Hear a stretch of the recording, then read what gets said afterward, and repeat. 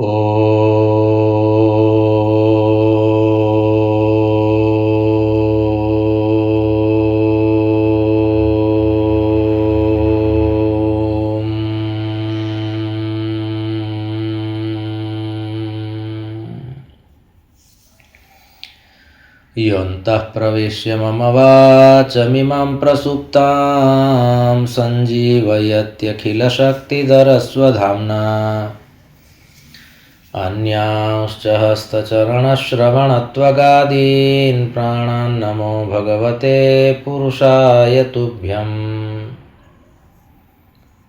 अनन्याश्चिन्तयन्तो मां ये जनाः पर्युपासते तेषां नित्याभियुक्तानां योगक्षेमं वहाम्यहम्।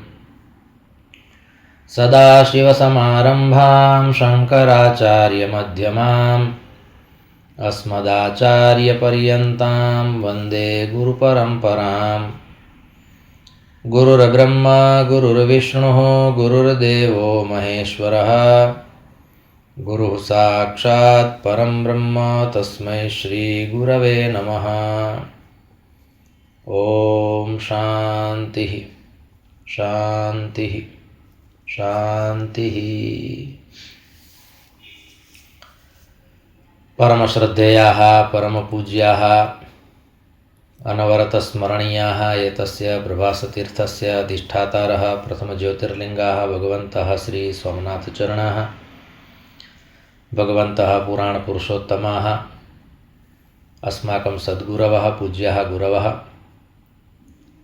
शास्त्रप्रणयिनः विद्याव्यासङ्गिनः शास्त्रानुरागिणः संस्कृतभाषायां कृतभूरिपरिश्रमाः नैष्ठिकाः भवन्तः सर्वेपि सज्जनाः स्वजनाः। भगवतः पुराणपुरुषोत्तमस्य कृपाप्रसादेन विभोरवात्सल्येन भगवत्पादानां श्रीमच्छङ्कराचार्याणाम् अनुग्रहेण अद्य पुनरेकवारम् अस्माभिः फाल्गुनमासे कृष्णपक्षे पञ्चम्यां बुधवासरे एतदनुसारं मार्च मासस्य 29तमे दिनाङ्के 25-उत्तर-2000तमे वर्षे विद्याव्यासङ्गं कर्तुं शास्त्रचर्चां कर्तुं भगवत्पादानां श्रीमच्छङ्कराचार्याणां वाणीं गातुं श्रोतुं च अवसरः सम्प्राप्तः। इदमस्ति अस्माकं सर्वेषां परमं सौभाग्यम्। अत्रावसरे भवत्सुविराजमानं परमात्मानं नत्वा भवतां सर्वेषां स्वागतं च कृत्वा पुनरेकवारं वयं मङ्गलाचरणपूर्वकं सद्ग्रन्थं सेवयामः। सर्ववेदान्तसिद्धान्तगोचरं तमगोचरं गोविन्दं परमानन्दं सद्गुरुं प्रणतोऽस्म्यहम्। विवेकचूडामणिः एकः प्रकरणग्रन्थः अस्ति। तस्य ग्रन्थस्य नाम प्रकरणग्रन्थरूपेण भवति। यस्मिन् ग्रन्थे विविधानि प्रकरणानि भवन्ति। विविधानि प्रकरणानि नाम तत्र कतिपयश्लोकेषु एकस्य विषयस्य चर्चा चलति। पश्चात् सा चर्चा पूर्णा भवति चेत् पुनः द्वितीयः विषयः एवं च तस्मिन् विषये कतिपयश्लोकाः एवं च तत् प्रकरणं। तर्हि एवं प्रकारेण अत्र प्रकरणानि सन्ति एतस्मिन् ग्रन्थे। तेषु प्रकरणेषु अद्य एकस्य नूतनस्य महत्त्वपूर्णस्य च प्रकरणस्य प्रारम्भो भवति। अतः अस्माभिः सावधानेन भाव्यम्। तर्हि अयं प्रकरणग्रन्थः वर्तते भगवत्पादानाम्। इदानीं ध्यानसाधना इति एकं प्रकरणमस्ति एतस्य ग्रन्थस्य। ध्यानसाधना कतिपयश्लोकेषु एतस्य विषयस्य चर्चा भविता। विषयः स्पष्टः, आदौ एव उक्तं। ध्यानसाधना इति एकः विषयः अस्ति। तर्हि अत्र द्वौ शब्दौ विशेषतः वर्तेते। एकमस्ति ध्यानं द्वितीयः शब्दः अस्ति साधना। तर्हि किं नाम ध्यानम् एवं च का च साधना। यथा प्रकरणशब्द नपुंसकलिङ्गे अस्ति, प्रकरणं प्रकरणे प्रकरणानि, ज्ञानं ज्ञाने ज्ञानानि, वनं वने वनानि, तद्वत्। एवं च ध्यानशब्दोऽपि नपुंसकलिङ्गे अस्ति।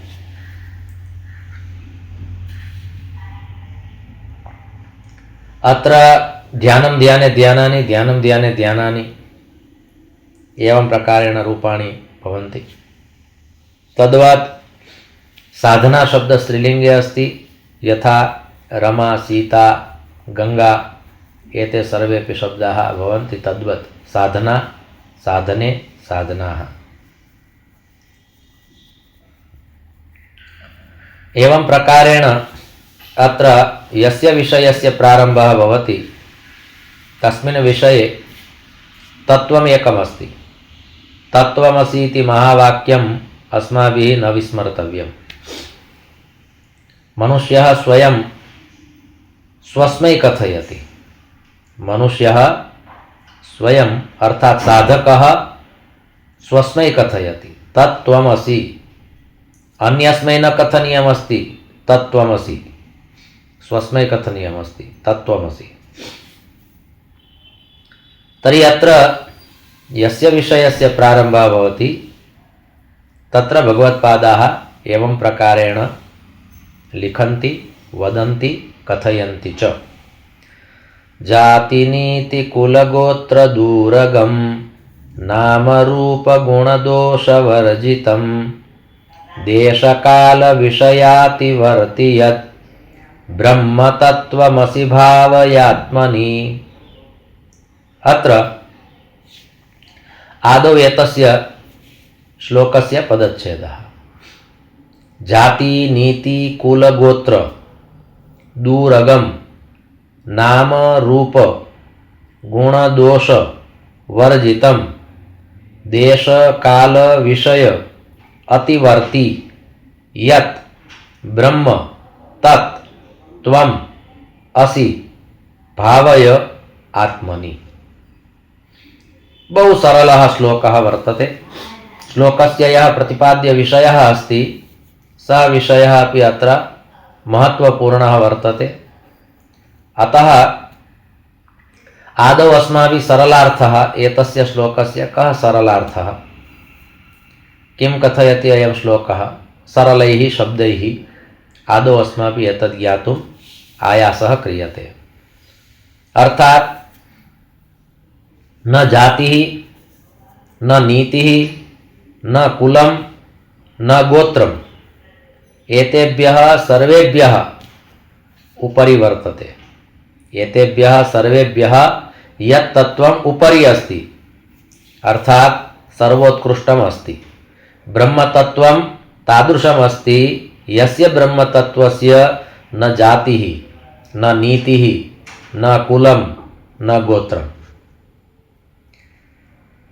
अस्माकं परंपरायां गुरुतत्त्वमपि तादृशमस्ति। गुरु साक्षात् परं ब्रह्म इति अस्माभिः उच्यते चेत् एतादृशः दृढः अनुरागः गुरुचरणयोः वर्तते चेत् तत्रापि इयं संगतिः भवति। यथा भगवत्पादे एव उक्तं वर्तते यस्यान्तं नास्ति मध्यं न हि करचरणं नाम गोत्रं न सूत्रं नो जातिर्नैव वर्णो न भवति पुरुषो नो नपुंसं न च स्त्री नाकारं नो विकारं न हि जनिमरणं नास्ति पुण्यं न पापं नो तत्त्वं तत्त्वमेकं सहज समरसं सद्गुरुं तं नमामि। तर्हि यस्य सद्गुरोः अस्माभिः वन्दना क्रियते, यं सद्गुरुं नमामः, सः सद्गुरुः कीदृशः, तद्गुरुतत्त्वं कीदृशं, तर्हि तस्य गुरुतत्त्वस्य एतैः सह सम्बन्धः न भवति। यस्य अन्तः नास्ति, यस्य आदिभागः नास्ति, यस्य मध्यभागः नास्ति, यस्य नाम नास्ति, गोत्रं नास्ति, सूत्रं नास्ति, जातिः नास्ति, वर्णः नास्ति, एतेभ्यः सर्वेभ्यः भिन्नं यत् तत्त्वम् अस्ति तत्तत्त्वं ब्रह्मतत्त्वं तत्तत्त्वं गुरुतत्त्वं। भगवत्पादाः इति गुरुतत्त्वम्। अतः एतत् सर्वम् एतानि सर्वाण्यपि विशेषणानि तत्रापि भवन्ति अत्रापि भवन्ति। तत्त्वमसि इति महावाक्येन सह एतस्य श्लोकस्य सम्बन्धः अस्ति, तद्वत् गुरुतत्त्वेन सह अपि एतस्य श्लोकस्य सम्बन्धः अस्ति। तर्हि का जातिः, का नीतिः, किं कुलं, किं गोत्रम्, एतेषां तु परिचयस्य आवश्यकता नास्ति। न मे जातिभेदः भगवत्पादैरेव उक्तं वर्तते निर्वाणषटके। अग्रे पुनः उक्तं न नाम न रूपम्। जाति शब्द यथा स्त्रीलिंगे अस्ति, नीति शब्द यथा स्त्रीलिंगे अस्ति, तद्वत् कुल शब्द नपुंसकलिंगे अस्ति, कुलं कुले कुलानि। गोत्र शब्द नपुंसकलिंगे अस्ति, गोत्रं गोत्रे गोत्राणि। संस्कृत भाषायाम् एकं वाक्यम् अस्ति लघुसिद्धान्तकौमुद्यां, त्रान्त शब्दाः क्लिबन्ताः। यस्य शब्दस्य पृष्ठे त्र आगच्छति ते शब्दाः प्रायः नपुंसकलिंगे भवन्ति। पुनः तत्र उक्तं केचन अपवादाः। यत्र पृष्ठे त्र अस्ति सः शब्दः नपुंसकलिंगे एव भवति। यथा गोत्रं, गात्रं, नेत्रं, पत्रम्, एते सर्वेपि शब्दाः नपुंसकलिंगे भवन्ति। कलत्रं, चरित्रं सर्वेपि त्रान्त शब्दाः नपुंसकलिंगे, किन्तु तत्र अपवादः अस्ति। छात्रः, पुत्रः, एते शब्दाः तादृशाः सन्ति यत्र पृष्ठे त्र अस्ति किन्तु नपुंसकलिंगे नास्ति। अस्तु, तर्हि कुलं गोत्रं तद्वत् नाम शब्द नपुंसकलिंगे अस्ति। मूलतः शब्दः वर्तते नामन्, नाम नाम्नि नामानि रूपाणि भवन्ति। तद्वत् रूप शब्दः अस्ति, रूपं रूपे रूपाणि नपुंसकलिंगे ज्ञानवत् वनवत् रूपाणि भवन्ति। गुणदोषरहितं ब्रह्मतत्त्वं। ब्रह्मतत्त्वस्य सम्बन्धः गुणेन सह अपि नास्ति, दोषेण सह अपि नास्ति। तर्हि गुणशब्दः दोषशब्दः, एतौ द्वौ शब्दौ पुल्लिङ्गे भवतः। यथा रामः रामौ रामः, गुणः गुणौ गुणाः, दोषः दोषौ दोषाः। तद्वत् देशेन सह, कालेन सह, वस्तुना सह अपि एतस्य सम्बन्धः नास्ति ब्रह्मतत्त्वस्य गुरुतत्त्वस्य। अर्थात् एकस्मिन् देशे एव इदं तत्त्वं भवति इति न। अत्र देशशब्दस्य अर्थः अस्ति स्थानं। स्थानेन सह अपि एतस्य तत्त्वस्य सम्पर्कः सम्बन्धः नास्ति। हरिः सर्वत्र सर्वदा, यत् स्यात् सर्वत्र सर्वदा, एवं प्रकारेण पुराणेषु यदुक्तमस्ति तद्वत् इदं तत्त्वं व्यापकमस्ति। कथनस्य इदं तात्पर्यम्, इदं तत्त्वं व्यापकमस्ति, संकुचितं नास्ति, संकीर्णं न विचारयति। गुरुशब्दस्यापि एकः अर्थः भवति, यः न कदापि विचारयति लघु सः गुरुः। तद्वत् ब्रह्मतत्त्वमपि व्यापकतत्त्वमस्ति। व्योमवद्व्याप्तदेहाय दक्षिणामूर्तये नमः। भगवत्पादैरेव उक्तं वर्तते व्योमवत् व्याप्तदेहाय। तर्हि गुरुतत्त्वं ब्रह्मतत्त्वं व्योमवत् अर्थात् आकाशवत् व्यापकमस्ति, संकीर्णं नास्ति, संकुचितं नास्ति, लघु लघु न विचारयति। तादृशम् इदं तत्त्वं वर्तते। अर्थात् देशात् भिन्नं, कालात् भिन्नं, वस्तुनः भिन्नम् इदं ब्रह्मतत्त्वं किमस्ति? त्वं स्वयं असि, तत्त्वमसि।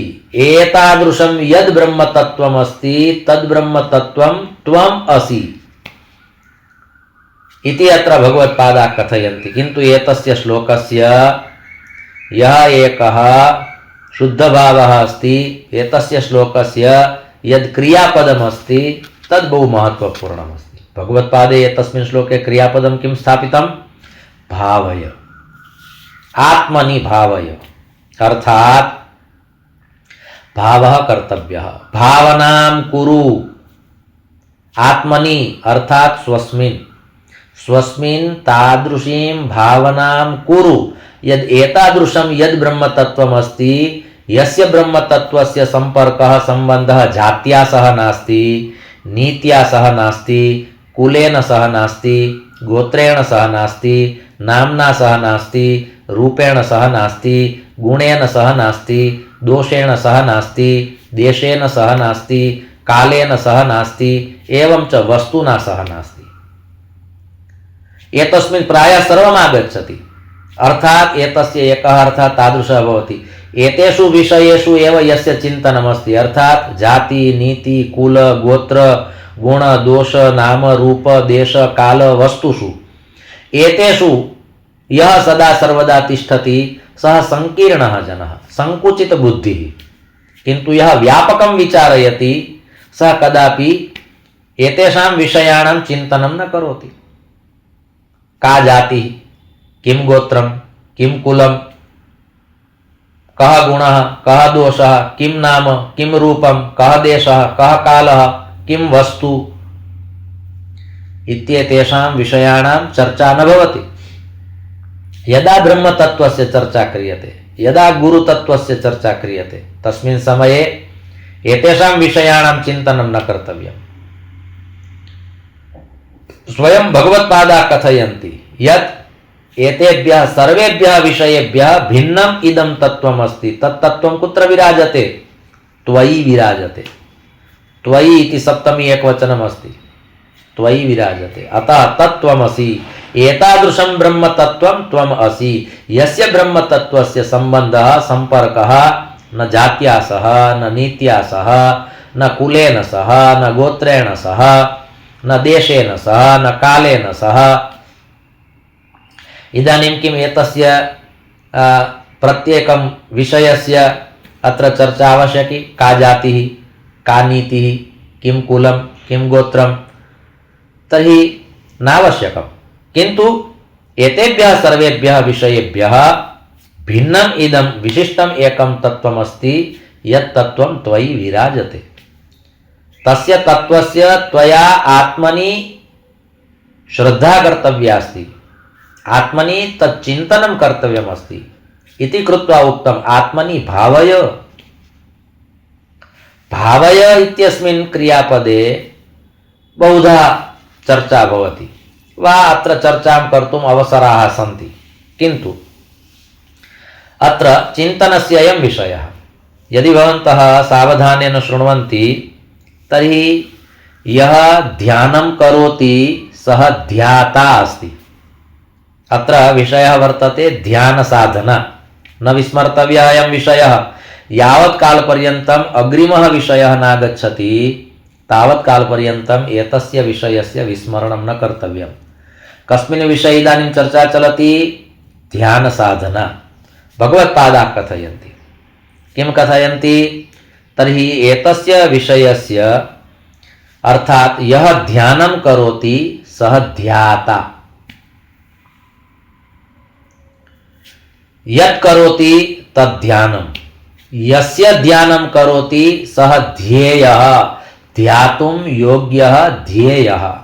ध्येयः सदा परिभवग्नमभीष्टदोहं तीर्थास्पदं शिवविरिञ्चिनुतं शरण्यं भृत्यार्थिहं प्रणतपालभवाब्धिपोतं वन्दे महापुरुषते चरणारविन्दं। त्यक्त्वा सुदुस्त्यज सुरेप्सितराज्यलक्ष्मी धर्मिष्ठार्यवचसा यदगादरण्यं मायामृगं दैतयेप्सितमन्वधावत् वन्दे महापुरुषते चरणारविन्दं। श्रीमद्भागवत महापुराणम् 11 स्कन्धः। बहु अद्भुतः अयं स्कन्धः। तत्र उक्तं वन्दे महापुरुषते चरणारविन्दं, किन्तु ध्येयः सदा परिभवग्नमभीष्टदोहम्। अत्र ध्येयः अर्थात् ध्यातुं योग्यः ध्येयः, यः ध्यानं कर्तुं योग्यः अस्ति। यः ध्यानं करोति सः ध्याता, यस्य ध्यानं करोति सः ध्येयः। एतयोर्द्वयोर्मध्ये यदस्ति साधनरूपं तत्त्वं यदस्ति तद्ध्यानम्। अर्थात् ध्याता, ध्यानं, ध्येयः। तर्हि ध्याता ध्यानेन ध्येयं प्राप्नोति इति वाक्यं भवति, महत्त्वपूर्णं वाक्यं भवति। अहं ध्याता अस्मि, किन्तु अहं ध्यानेन यः ध्येयः अस्ति तस्य प्राप्तिं करोमि, तस्य प्राप्तिं करोमि। तत्त्वम् अहं प्राप्नोमि इति अत्र कथनं। तर्हि अत्र क्रियापदं यदस्ति भावय इत्यस्मिन् सन्दर्भे अस्माभिः अधिकं ज्ञेयं भवति। वस्तुतः अयं विषयः चर्चायाः नास्ति, चिन्तनस्य अस्ति, मननस्य अस्ति, निदिध्यासनस्य अस्ति। किन्तु यावत् कालपर्यन्तं विषयस्य स्पष्टता न भवति तावत् कालपर्यन्तं कथं चिन्तनं कर्तुं शक्यते।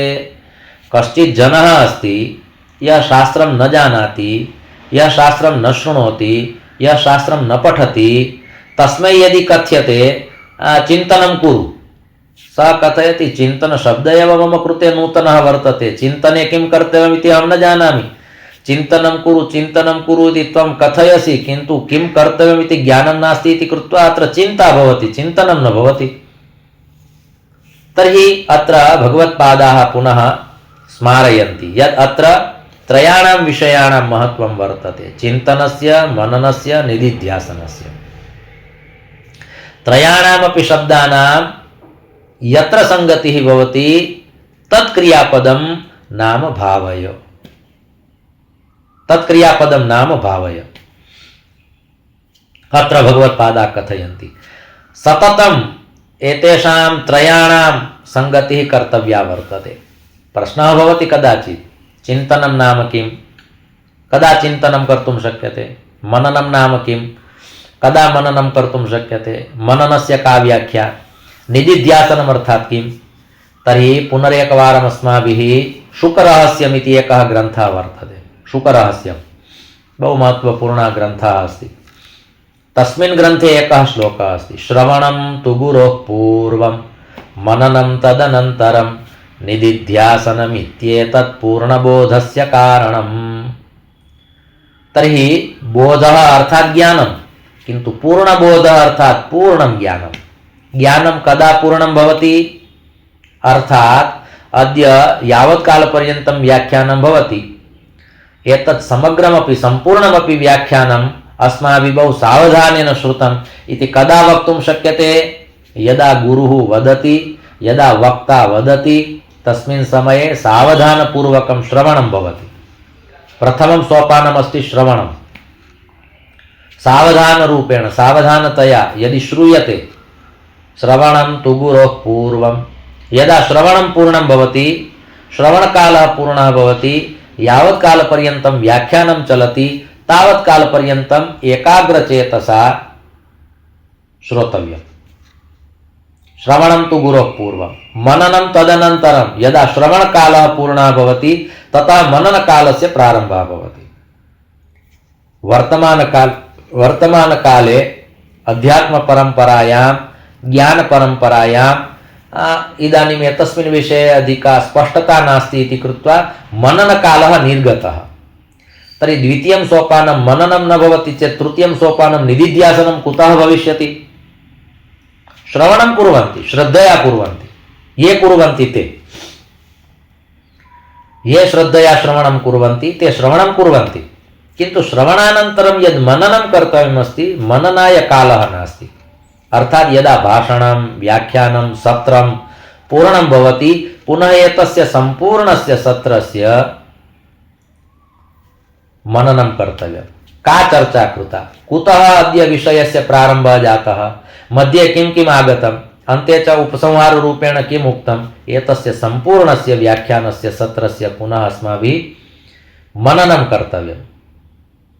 श्रवणं तु गुरोः पूर्वं, पूर्वं श्रवणं, मननं तदनन्तरं। तदनन्तरं नाम व्याख्यानानन्तरं, सत्रानन्तरं मननं कर्तव्यं भवति।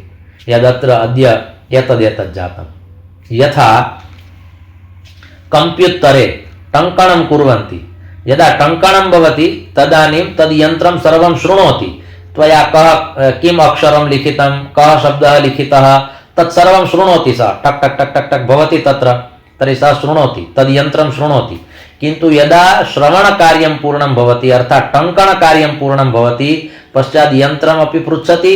एवं च तत्र नियमः अस्ति, यत् त्वया यत् टङ्कितं, टङ्कणं कृतं तद् रक्षितव्यमस्ति इति पृच्छति, सेव् करणीयमस्ति इति पृच्छति। अस्माभिः सेव् इति उच्यते, क्रियते, अर्थात् तस्य यन्त्रस्य मननकालः ततः प्रारभ्यते अर्थात पश्चात् तद् यन्त्रं मननं करोति किन्तु यद् मननं कृतं कालानन्तरं पुनः तदपेक्षते मया यन्त्रे यत् टङ्कितमस्ति तत् पुनः अहं द्रष्टुम् इच्छामि श्रोतुम् इच्छामि ज्ञातुम् इच्छामि चेत् पुनः अस्माभिः निष्कास्यते चेत्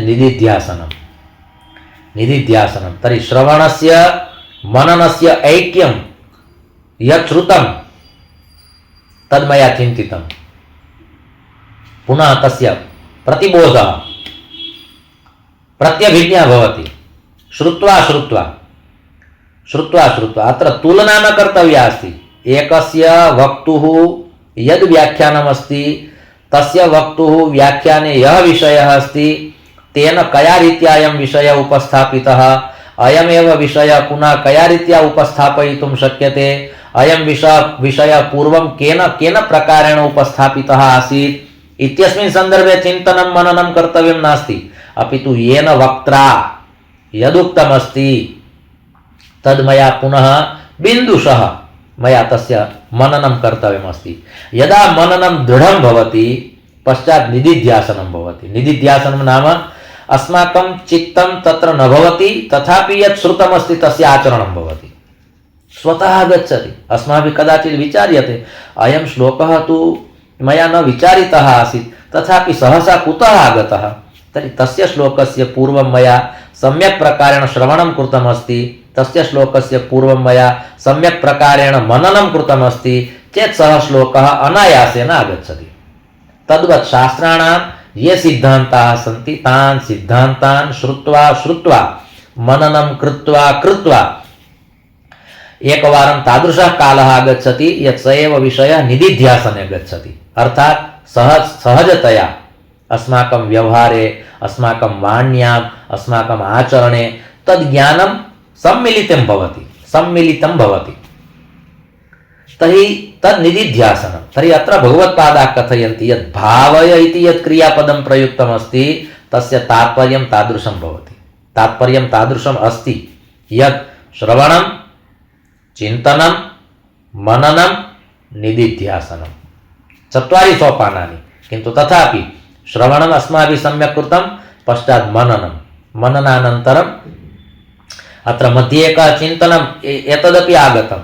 तर्हि तत्र चत्वारि सोपानानि भवन्ति किन्तु भगवत्पादाः कथयन्ति यदि श्रद्धया श्रूयते श्रवणावसरे बुद्धि आवश्यकी मननावसरे बुद्धि आवश्यकी निदिध्यासनावसरे बुद्ध्याः आवश्यकता नास्ति पश्चात् सा स्थापनीया कारणं बुद्ध्याः कार्यम् अस्ति तर्कः पश्चात् बुद्धिः तर्कं करोति एवं प्रकारेण उक्तमासीत् किन्तु एवं प्रकारेण तु न भवति अहं तु एवं प्रकारेण विचारयामि पश्चात् तर्कः भवति द्वयोः मध्ये कयोः द्वयोः मध्ये यः वक्ता अस्ति एवं च यः श्रोता अस्ति तयोर्द्वयोर्मध्ये तर्कः भवति मनसा एव तर्कः भवति साक्षात् अस्माकं वार्तालापः न भवति किन्तु तर्कः भवति एवं च यदि अनुभूतिः कर्तव्या अस्ति चेत् तर्कस्य स्थानं नास्ति यदा तर्कः निर्गच्छति पश्चात् आगच्छति निदिध्यासनस्य एका अवस्था पश्चात् आगच्छति अनुभूतेः एका अवस्था सा अवस्था यदि प्राप्तव्या अस्ति चेत् तस्य एकमेव प्रथमं सोपानमस्ति आदौ श्रद्धापूर्वकं श्रवणं शास्त्रस्य गुरुवाक्यस्य सत्यबुद्ध्यावधारणं सा श्रद्धा कथिता सद्भिः यया वस्तूपलभ्यते विवेकचूडामणौ एव भगवत्पादैः प्रोक्तं वर्तते शास्त्रस्य श्रवणं श्रद्धापूर्वकं गुरुवचनस्य श्रवणं श्रद्धापूर्वकं यदि क्रियते चेत् यया अर्थात् श्रद्धया तया श्रद्धया वस्तु उपलभ्यते अत्र वस्तु शब्दस्य अर्थः अस्ति ब्रह्मतत्त्वं ब्रह्मतत्त्वस्य प्राप्तिः भवति यदि श्रद्धापूर्वकं शास्त्रं सेव्यते यदि श्रद्धापूर्वकं गुरुः श्रूयते चेत् सा श्रद्धा कथिता सद्भिः भगवत्पादाः कथयन्ति सद्भिः सा श्रद्धा कथिता मया श्रद्धायाः लक्षणं दत्तमिति न महानुभावाः कथयन्ति महापुरुषाः कथयन्ति यद् इयं श्रद्धा अस्ति अनया श्रद्धया वस्तु प्राप्यते उपलभ्यते यया वस्तु उपलभ्यते तर्हि श्रद्धया देयम् अश्रद्धया अदेयम् एवं प्रकारेण शास्त्रेषु श्रद्धायाः महिमा अपि गीतः अस्ति। श्रद्धा महत्वपूर्णा अस्ति। तर्हि अस्माभिः तस्य ग्रन्थस्य श्रवणं कर्तव्यम्, अस्माभिः तस्मात् वक्तुः श्रवणं कर्तव्यं यत्र अस्माकं श्रद्धा अस्ति। कारणं श्रद्धया यदि श्रूयते चेत् चिरं तिष्ठति, बहु दीर्घकालं यावत् तिष्ठति। अतः शास्त्रं कथयति सर्वादौ कश्चित् जनः श्रीमद्भागवतीं कथां शृणोति किन्तु भागवते श्रद्धा अस्ति एवं च शृणोति चेत् तद्भागवतं चिरं तिष्ठति। एवं च यः वक्ता अस्ति परीक्षितः श्रद्धा आसीत् शुकदेवे, अतः परीक्षिता यादृशः लाभः प्राप्तव्यः आसीत् कथायाः श्रवणस्य तादृशः लाभः तेन सम्प्राप्तः। कारणं भागवते श्रद्धा अस्ति किन्तु भागवतं यः गायति तस्मिन् वक्तरि अपि परीक्षितः श्रद्धा वर्तते। अतः श्रद्धायाः बहु बाहुल्यम् अस्ति, बहु माहात्म्यम् अस्ति। अतः प्रथमे सोपाने एव सा स्थापिता वर्तते। श्रद्धापूर्वकं श्रूयते चेत् श्रवणं श्रद्धापूर्वकं भवति किन्तु वक्तरि यदि अस्माकं श्रद्धा अस्ति चेत् यः वदति तत्र मम श्रद्धा अस्ति, सः वदति तद् उचितमेव वदति, अर्थात् मम हृदयानुगुणं मम बुद्ध्यनुगुणं सः वदति, तस्य वचनेषु मम दृढा श्रद्धा अस्ति चेत् तद्ज्ञानं चिरं तिष्ठति, बहु दीर्घकालं यावत् तिष्ठति। एवं च तस्य ज्ञानस्य अनुभूतिः भवति।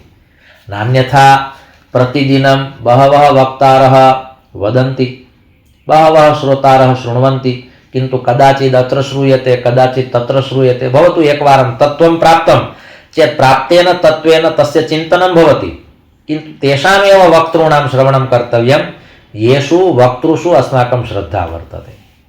अतः अत्र उक्तं यत् श्रवणं चिन्तनं मननं निदिध्यासनं चत्वारि सोपानानि सन्ति। अत्र त्रीणि सोपानानि दर्शितानि सन्ति। श्रवणं कृतं तदनन्तरं चिन्तनं कर्तव्यं, मननं कर्तव्यम्, एवं च निदिध्यासनं।